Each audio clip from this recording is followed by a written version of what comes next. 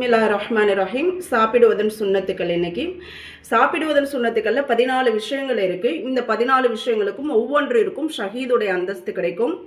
ஒரு ஷஹீதுடைய அந்தஸ்து என்னன்னாக்கா, நபிசல்லா அல்லாஹுடைய பாதையில போர் செஞ்சு மரணித்தார்கள் இல்லையா, அவங்களுக்கு என்ன நன்மை கிடைக்குதோ இந்த ஒரு சுன்னத்தை ஃபாலோ பண்றவங்களுக்கு நன்மை கிடைக்கும்.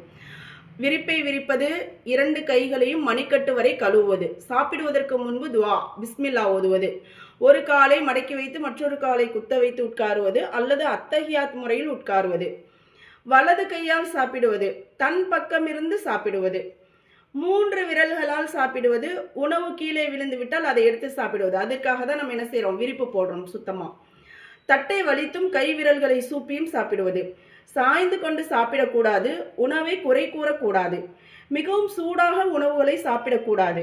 சாப்பிட்ட பிறகு நம்ம துவா ஓதணும், அல்ஹம்துலில்லாஹில்லதி அத்தாமனா ஓதணும். சாப்பிட்ட பிறகு கை கழுவி வாய் கொப்பளித்துக் கொள்வது.